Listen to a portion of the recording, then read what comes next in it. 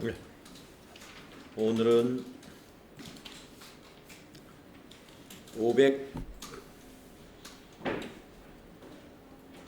570페이지인가요?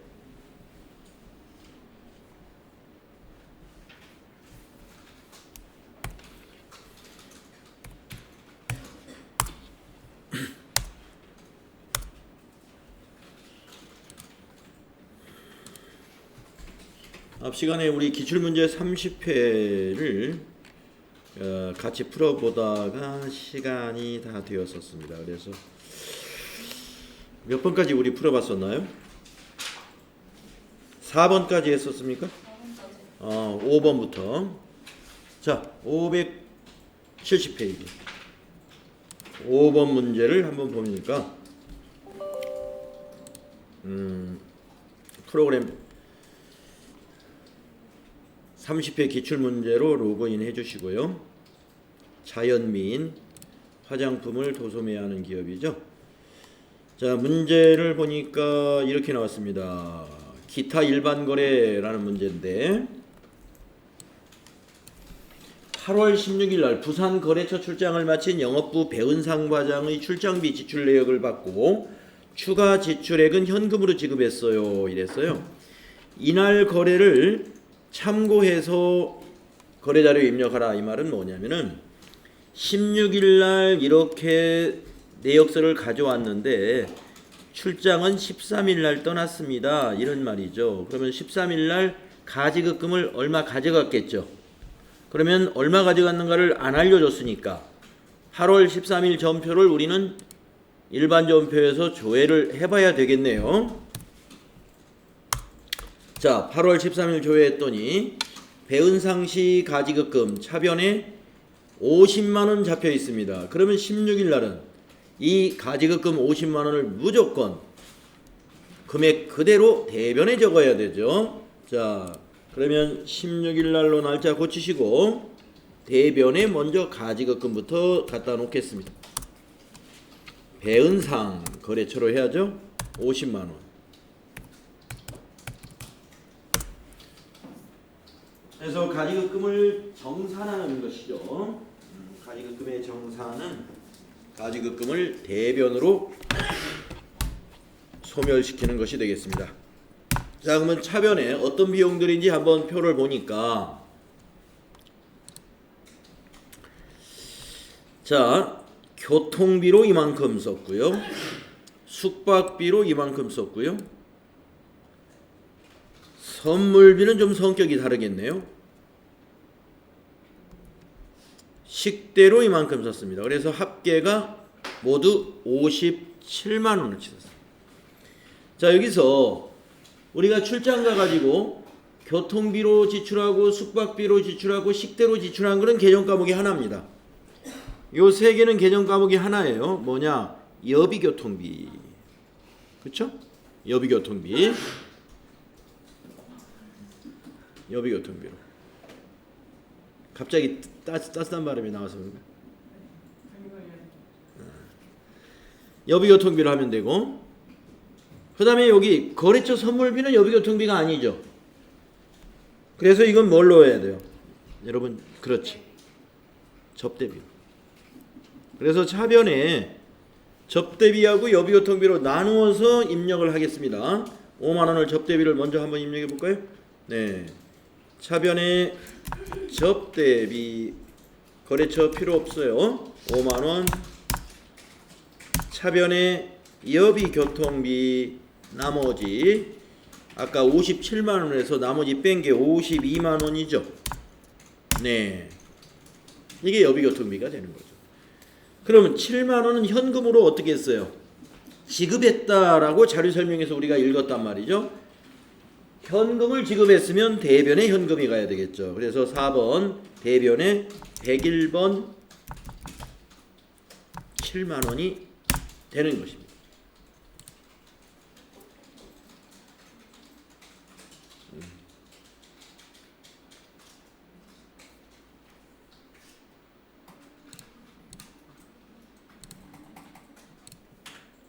방금 요 5번 문제는요. 좀 어디에서 실수를 할 수가 있느냐 하면은 이 부분에서 좀 실수가 있을 것 같아. 이 57만 원 모두를 여비교통비로 잘못 인식할 수가 있는데 여기 출장비 내역에서 선물비다 이런 거, 거래처 선물비다 이런 거 있으면 접대비로 구분해야 됩니다. 네, 모두가 여비교통비가 아니에요. 그래서 우리가 출장 가는 길에 거래처를 만나가지고 거래처하고 접대 또는 선물 이런 걸 줄 수가 있단 말이에요. 네, 그런 부분이 없는지 보시고 나머지 교통비, 식대, 숙박비는 여비교통비로 하는 게 맞고. 자, 그 다음에 6번째 문제 같이 보면은요, 기타 일반 거래라고 돼 있어요. 지역 개발 채권 매입이다. 우리 30회 문제, 이 30회에서 여러분이 공부할 게 많이 나오네요. 지금까지 채권 매입한 거 한 번도 안 나왔죠? 예. 자, 여기 30만 원에 샀네요. 30만 원 수납 금액. 자, 밑에 자료 설명을 빨리 읽어보겠습니다. 본사 업무용으로 사용하기 위하여 구입한 모닝 차량을 등록하면서 법령에 의거 공채를 액면 금액으로 구입하고 대금은 현금 지급했습니다.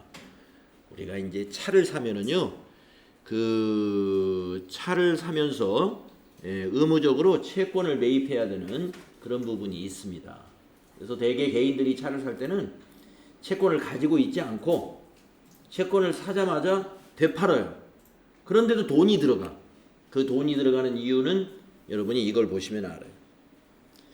자, 공채를 현금으로 여기서는 매입을 했어요. 그리고 단기 매매증권으로 회계 처리한다니까 회사니까 이거를 되팔지 않고 그냥 가지고 있겠다 하는 거예요.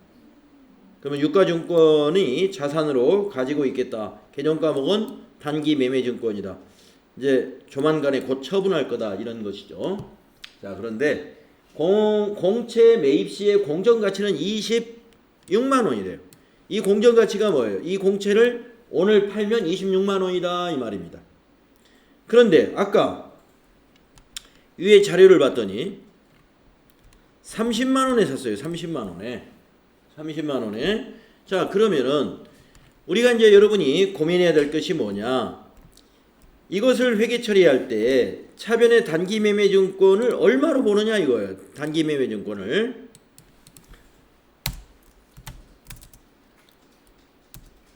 지금 이 문제는 이겁니다. 정리하면은 공정가치가 26만 원인 채권을 얼마에 구입했어요? 30만 원에 강제로 우리가 구입한 거죠.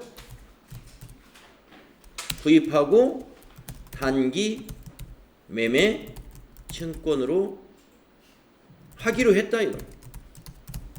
그렇다면 차변의 자산 증가 단기 매매 증권을 공정가치로 잡느냐 구입한 가격으로 잡느냐 여기에 고민이 있어요. 예. 여러분 유가증권의 취득원가는 공정가치로 봐야 돼요. 그래서 단기 매매 증권은 26만 원입니다. 그러면 대변에 대금을 어떻게 했냐 보니까 현금으로 지급했어요. 그러면 현금이 30만 원이 나가죠. 예. 자, 그러니까 뭐냐면 우리가 이걸 시장에서 샀다면 26만 원에 산 게 맞잖아요. 이걸 투자 목적으로 이 채권을 투자 목적으로 시장에서 샀다 이거예요. 그러면은 현재 거래되고 있는 가격 26만 원에 살 수 있는 거죠. 그걸로 단기 매매 증권에 잔고 금액을 잡아야 돼요. 취득원가를. 그런데 왜 26만 원짜리를 오늘 30만 원에 샀어요? 승용차를 사려고 하니까 강제로 30만 원. 그러니까 이 채권이기 때문에 액면가가 있는 거예요. 그 액면가 30만 원으로 사라는 거예요. 네. 그러면 이제 이게 채권의 만기가 있겠죠. 만약에 3년 만기다 그러면 3년 후에 30만 원 주겠다 이거예요. 그런데 3년 후에 30만 원이 오늘도 30만 원이냐? 아니죠. 그래서 시장에서 거래는 현재 가치로 거래가 되니까 현재 가치로는 26만 원이래요. 그래서 26만 원에 거래가 된다 이거예요. 그러면 요 4만 원을 우리는 뭘로 봐야 되느냐? 이 모닝이라는 승용차를 취득하는 데 들어가는 취득 비용으로 봐야 돼요. 아시겠죠? 예. 이거 승용차 사면서 우리가 어쩔 수 없이 30만 원 주고 산 거예요. 채권 시장에서 샀으면 26만 원을 사는 거예요. 그런데 승용차 사는 바람에 이거는 액면가로 사야 돼. 따라서 이거는 승용차 취득과 관련된 비용이다. 그러면 자산 처리한다는 거죠. 자산 처리. 승용차는 차량 운반구라는 유형자산으로 처리하죠. 그래서 차량 운반구 4만 원 이렇게 잡아야 된다. 그래서 이 차량 운반구가 자산인데 왜 자산으로 보느냐? 이거는 이 승용차 구입 부대 비용으로 우리는 봐줘야 된다. 우리가 자산을 취득하면서 들어가는 모든 부대 비용은 뭘로 봐요? 다 자산으로 봐야죠. 그러한 원리다 이런 얘기. 자, 이 문제가 가끔씩 나옵니다. 예, 정말 1년에 한 번이나 두 번밖에 안 나와요. 예, 그래서 요 30회 문제에 1년에 띄엄띄엄 나오는 문제가 꽤 나왔어요. 30회에. 네, 그래서 이 30회 문제 참 풀어보기 참 잘했어요. 자, 그러면 전표 입력을 이렇게 하라 이겁니다. 자, 날짜가 8월 20일이죠. 우리가 8월 20일자 일반 전표에다가 차변의 단기 매매증권 107번인가 그러죠? 네, 26만 원. 차변의 차량 운반구 자산 4만 원. 대변은 101번 현금 30만 원. 이렇게 입력해라. 이렇게 하는 방법도 있고 출금 전표로 두 줄을 써도 되는데 이 방법이 더 좋죠. 하나의 전표로 이렇게 대체 전표를 가지고 차대변으로 하는 게 이거는 더 합리적이죠. 출금으로 두 줄로 해도 상관없어요. 출금 단기 매매증권, 출금 차량 운반구. 예, 그렇게 해도 맞긴 맞습니다. 하지만 이렇게 전표를 하나의 전표로 처리하는 것이 더 깔끔한 처리가 되겠네요. 자, 요거 차를 살 때 우리가 공채 매입하는 거 있죠? 예, 회계 처리에 관해서 잘 알아두세요. 공정가치하고 매입 가격의 그 차이를 자산 처리한다는 거 까먹지 않도록.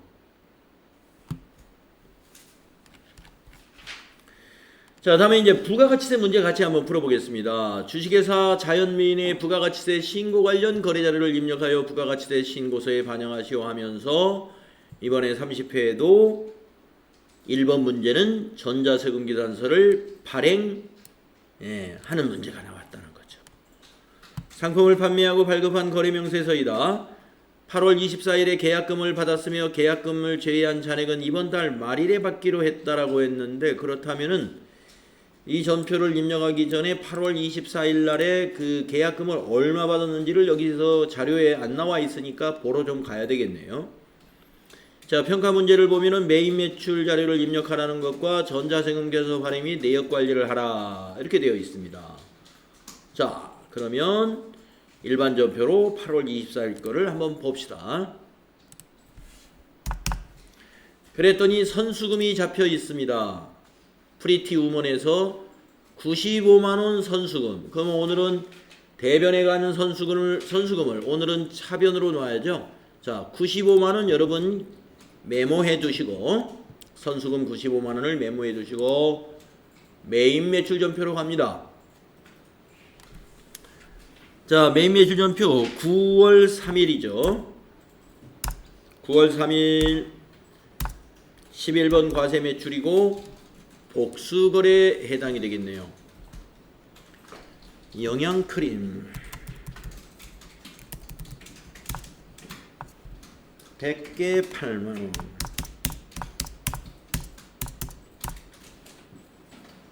선크림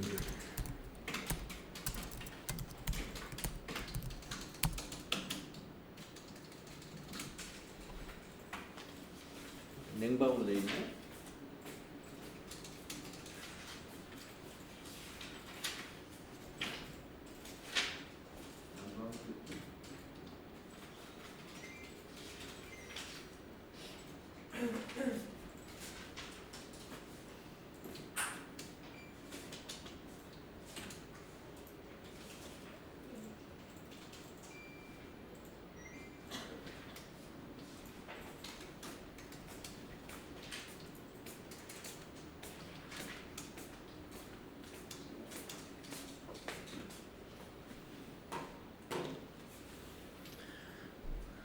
백 개에 15,000원. 그리고 탭키 눌러서 이렇게 오면 되겠고 1,045만 원이 맞는가 정도는 한번 봐주면 돼요. 맞아요. 자, 거래처는 어디냐? 공급받는 자 프리.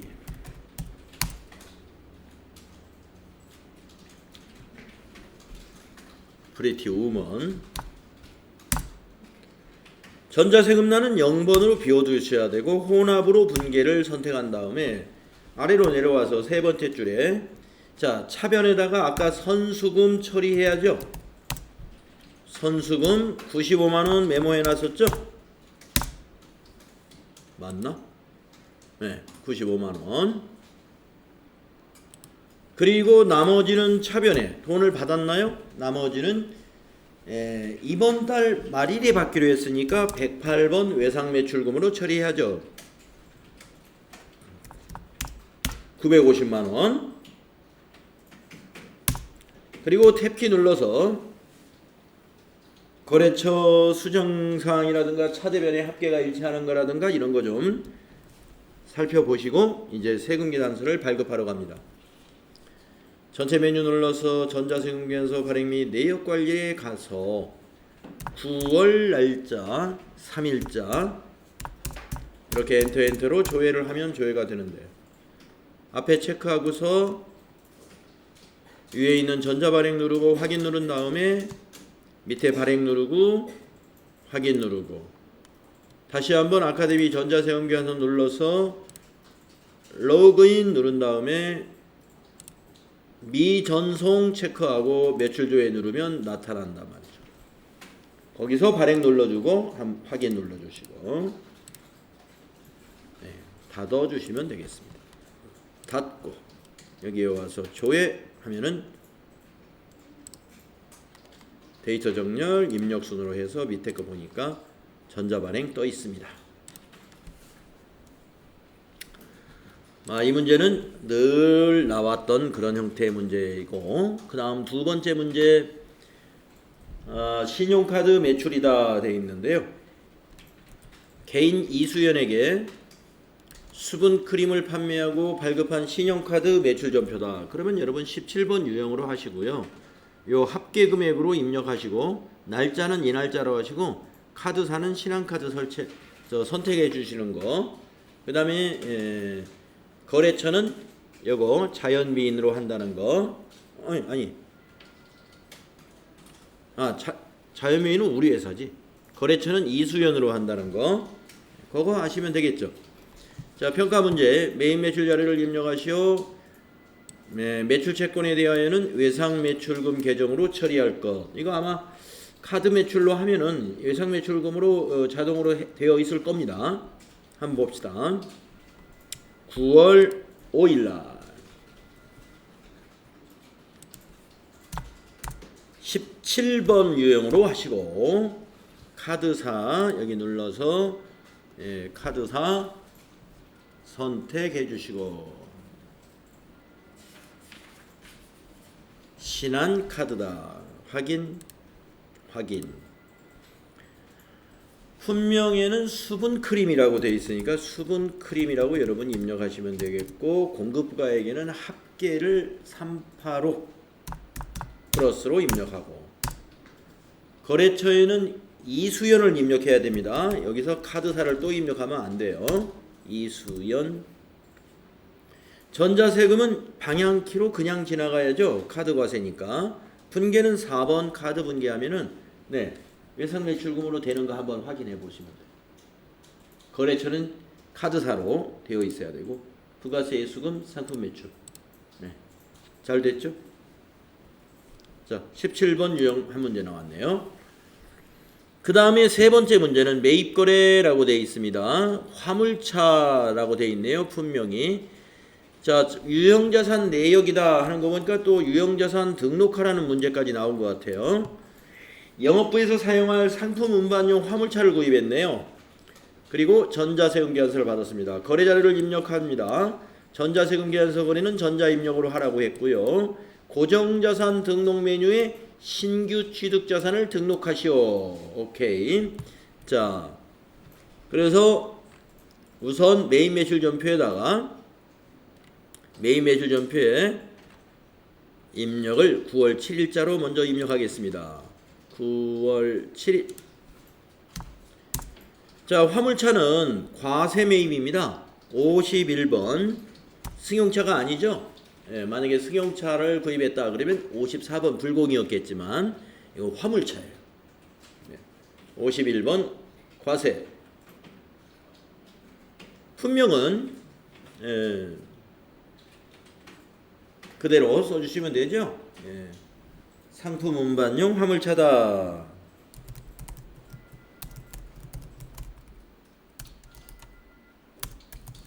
만약에 그런 문제도 나올 수 있겠죠. 여기서 상품 운반용 화물차도 문제도 나왔으니까 통근 버스를 구입했다 이런 것도 나올 수 있죠. 버스를 샀다. 그것도 매입세 공개 받을 수 있어요. 버스. 승용차만 안 되는 거예요.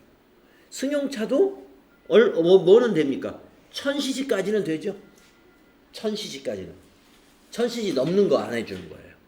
그러니까 통근버스를 샀다. 지금처럼 화물차를 샀다. 이런 것은 매입세 공개되니까 51번 과세 매입으로 해야 되겠다는 거예요. 자, 공급가액에 3,200만원. 거래처는 해성 자동차.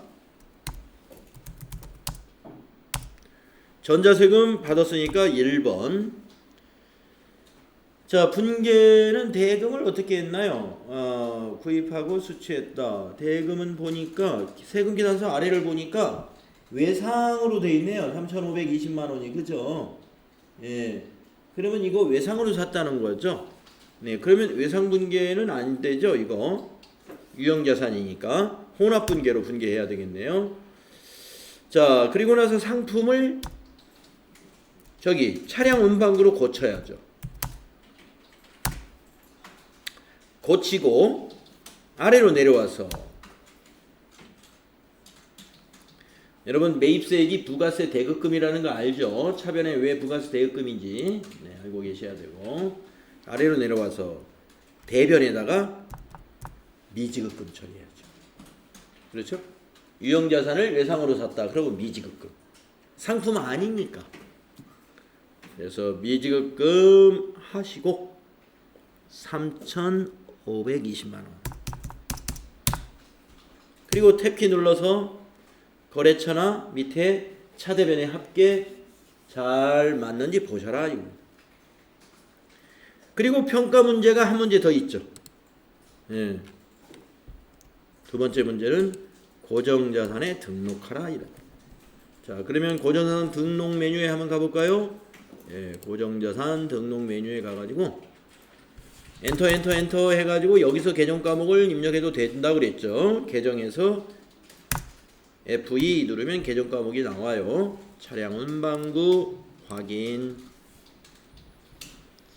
자, 거기 코드 1003번입니다. 1003 자산 문제에서 주어지죠. 상품 운반용 화물차.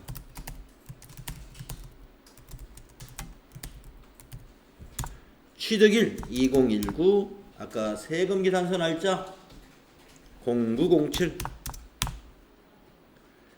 자, 이건 기초가액이 아니죠. 당기에 취득한 것은 여기 4번에다 입력하라 그랬습니다. 여기다가 세금은 취득금액이 아니죠. 요거 조심해야 돼요.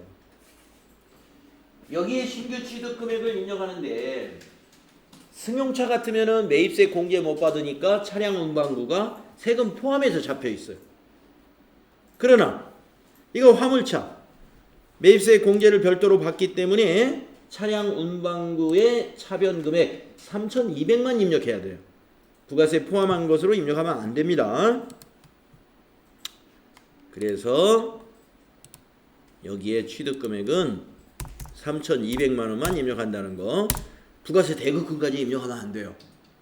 그건 별도 자산이잖아요. 부가세 예수금하고 상계시킬 별도의 자산이니까. 그런데 어떤 거는 합계를 넣었다 이거죠. 어떤 거는 뭐예요? 승용차. 그거는 부가세 대급금이 없으니까 그 부가세가 전부 승용차 취득원가에 들어가기 때문에 승용차는 신규 취득에다 넣을 때 부가세까지 합쳐서 넣었던 것이고, 이거는 다르죠. 화물차니까 공급가액만 넣는 게 맞다. 자, 엔터로 내려와서 9번에다가 상각 방법을 입력해 줍니다. 정액법으로 되어 있네요. 정액법. 이거 고쳐야 되겠네요. 1번 정액법. 자, 내용 연수 거기 5년으로 되어 있죠. 5 엔터. 그리고 경비 구분까지 확인을 해줘야 되는데, 경비 구분은 기본이 800번으로 입력이 되어 있어요. 네. 800번으로 되어 있어야 맞아요. 왜냐? 이 이 화물차는 상품 운반용이에요. 그러니까 판매 활동할 거죠. 그러니까 800번대 판매 관리비에 감가상각비로 들어가는 게 맞다는 것이죠. 자, 여기까지 입력하시면 되고요. 가끔 업무용 승용차로 취득을 하고 고정자산 등록하라는 문제가 나왔을 때는 여기에서 업무용 승용차 여부에서 여까지 해주시면 되겠죠. 이건 뭐 화물차니까 이 부분은 그대로 두면 된다. 네. 자, 30회에서 화물차 구입하고 고정자산까지 등록하는 문제가 나왔습니다. 다음에 네 번째, 파랑색 계산서니까 파랑색 계산서는 53번 유형이다. 유형을 53번이라는 거 확인하시고, 자, 영업팀 업무용 도서를 외상으로 구입하고 발급받은 전자계산서래요. 자, 영업팀에서 책을 산 겁니다. 업무용 도서라는 거. 그러니까 도서 인쇄비로 해야 되겠죠. 여기서 외상으로 구입했더라도 혼합으로 해가지고 미지급금으로 해야 돼요. 맞죠? 자, 매입 매출 자료를 입력하시오. 전자계산서는 전자입력으로 입력할 것. 자, 9월 10일자 입력합시다. 9월 10일자 53번 유형 선택하시고, 품명에다가는 영업 고수가 되는 지름길.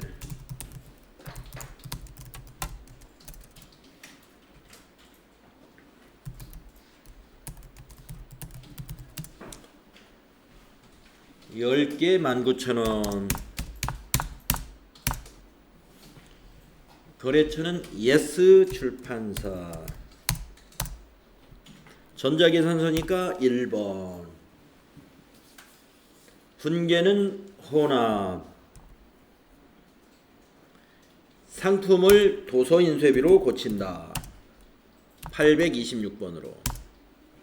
내려와서 대변은 미지급금으로 한다. 19만원을. 탭키 눌러서 거래처가 예스 출판사 이렇게 나와야 된다. 잘 되셨죠? 그래서 53번 면세 매입 유형이 하나 나왔고, 그 다음에 5번째 문제 카드 매출 전표 있어요. 자료 설명을 보면은 영업부 직원이 신규 거래처 방문 후에 출장지에서 법인카드로 숙박비를 결제하고 받은 신용카드 영수증이래요. 자, 숙박비. 출장 가서 숙박비는 여비교통비로 처리하면 되죠? 매입 매출 자료를 입력하라. 자, 숙박비 여비교통비로 처리하면 되는 거다 이거죠. 자, 그러나 이 세금은 공제받을 수 있는 세금이죠. 숙박비니까. 그래서 10이 아니라 57번 카드 과세 매입 유형이 되겠죠. 57번 카드 과세 매입 유형. 날짜는 9월 12일입니다. 자, 입력합시다. 9월 12일에 57 카드사는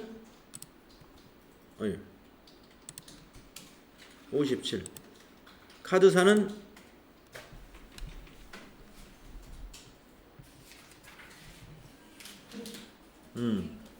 국민카드 선택 잘 해주시고 확인.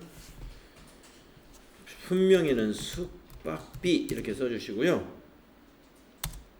대가 합계를 입력해 주시면 돼요. 143,000원. 거래처는 밑에 있는 부산호텔을 거래처로 걸어야 됩니다. 전자세금란은 방향키로 그냥 지나가시고 우리가 카드 결제를 했기 때문에 4번 분계를 한번 해봅니다. 예, 제대로 됐는데 상품은 바꿔야 되죠. 숙박비는 여비교통비 812번으로 계정과목을 고쳐줘야 된다. 자, 미지급금은 맞습니다. 예, 대변의 미지급금 국민카드에 미지급했으니까 그 다음에 부가세 대급금 공제받아야 되니까 그 다음에 여비교통비 비용 처리하신 거죠. 이렇게 처리하시면 된다.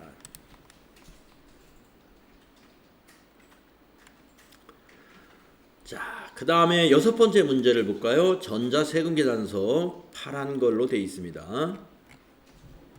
자료 설명을 보겠습니다.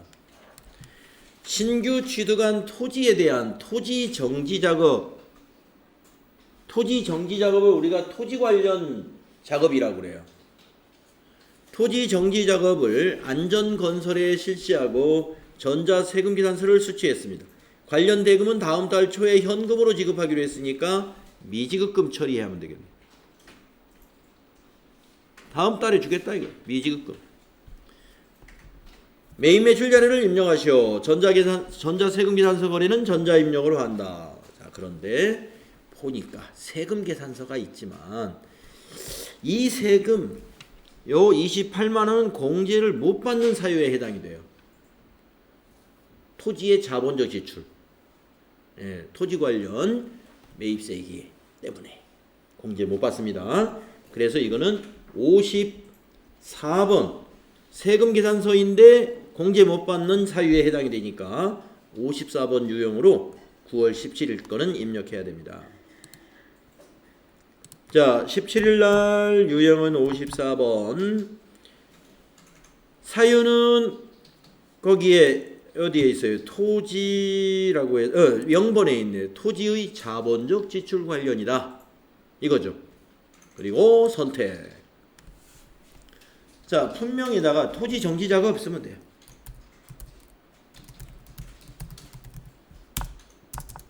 공급가액에 280만원. 거래처는 안전건설이다. 해주시고 전자세금은 전자세금계산서죠. 그러니까 1번. 자, 분계는 대금은 다음 달 초. 그러니까 혼합으로 하셔서 우선 상품을 뭘로 바꿔야 돼요? 토지. 상품을 토지로 바꾸시고 밑으로 내려와서 대변은 미지급금으로 3080 플러스 탭 308만원 미지급금으로 회계 처리해야 된다.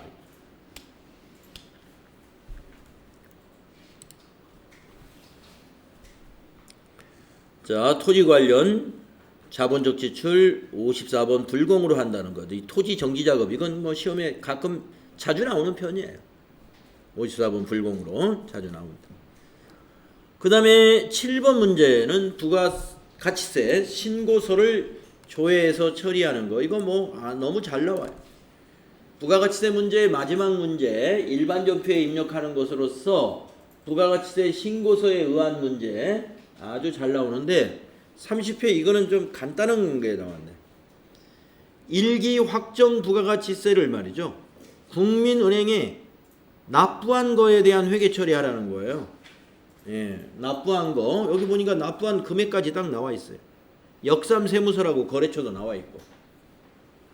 그리고 보통예금 개정 과목 하나는 납부했으니까 이 보통예금 대변에 적으면 되는 것이고, 그러면 차변에 오는 건 뭐냐? 그것만 우리가 알면 그냥 간단한 문제죠.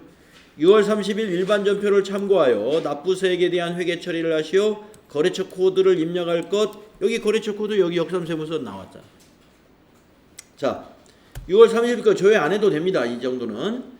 자, 그러면 날짜는 며칠로 해야 돼요? 납부는 다음 달 25일 날 납부하잖아요. 7월 25일 날짜로 일반 전표에다가 요 금액으로 입력하시면 된다 이거예요. 한번 해봅시다. 일반 전표 갑니다. 7월 25일 대변에 103번 보통예금, 은행은 국민은행 되겠고, 대변 금액은 7426750. 내려와서 차변에, 자, 뭐가 될까요?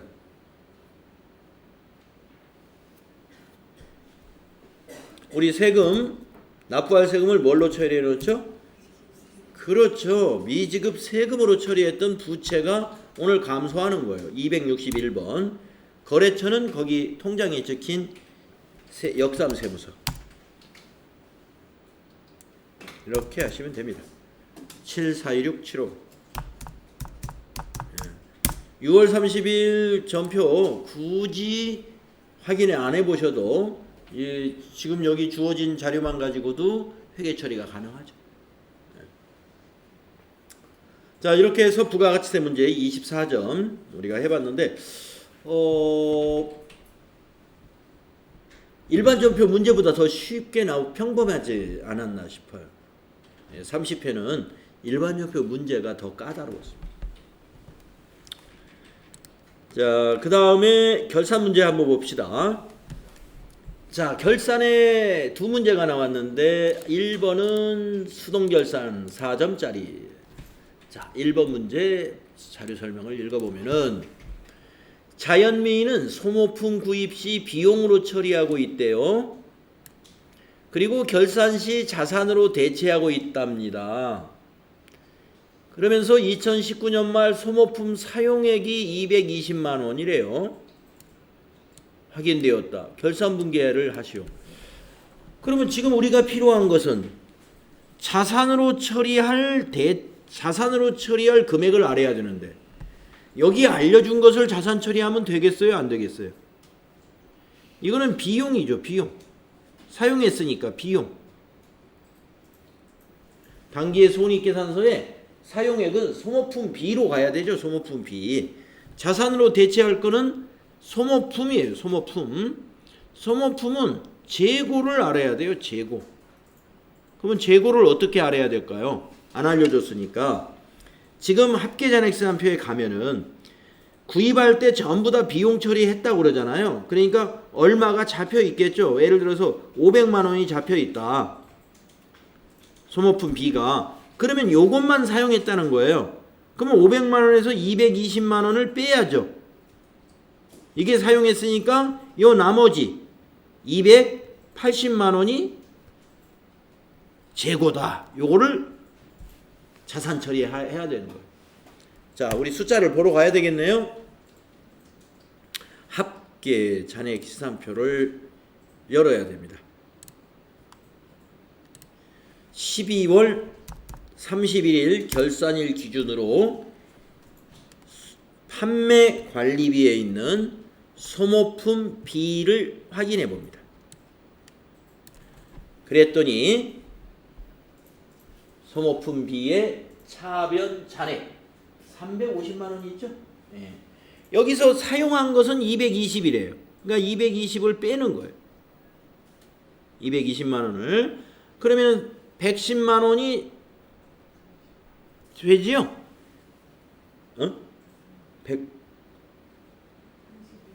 130이네. 130이 되죠? 그러니까 요 130이 뭐라는 거예요? 재고라는 거죠. 재고. 이거를 자산 처리해요.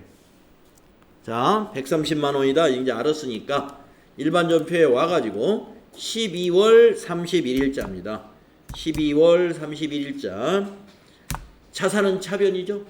차변에다가 소모품 172원, 소모품 130만 원 자산으로 잡아주고, 대변은 이 사용하지 않은 것은 비용에서 빼야 되죠. 그러니까 비용 취소 대변, 비용 취소 대변에 가죠. 무슨 비용? 소모품 비. 그런데 530번 쓰면 틀리죠. 830번. 코드 800번짜리 830번. 그걸로 대변에 130만 원을 기록을 해주는 거예요. 예. 이렇게 하게 되면은 합계 잔액세안표에 가서 딱 조회 눌러보면 조금 전에 소모품비가 220만 원으로 바뀌어 있어요. 자, 소모품비 이제 220 되겠죠? 220. 이렇게 해서 이제 소모품비는 220으로 됐다. 그러면 요 130은 어디로 가 있어요? 저 자산으로 가 있겠죠? 예. 재고자산에 여기 소모품 해가지고 130만 원 여기 자산으로 재고자산 안에 들어와 있죠? 그래서 이게 자산 처리를 우리가 해낸 거죠.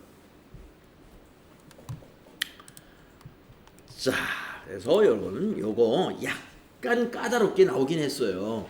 이왕에 이거 금액을 알려줄 때 미사용 소모품은 130만 원이다. 이렇게 알려주면 그냥 조회할 것도 없이 차변에 소모품 130, 대변에 소모품비 130 이렇게 하면 되는데, 결산 시에 자산으로 대체하고 있다고 하면서 자산으로 대체할 금액을 알려준 게 아니라 사용한 거를 알려주기 때문에 우리가 가서 계산을 좀 해야 돼요. 예. 지금 비용으로 잡혀 있는 것 중에서 사용한 거를 빼고 남은 것은 재고다. 이렇게 여러분이 계산을 해내야 된다 이거죠.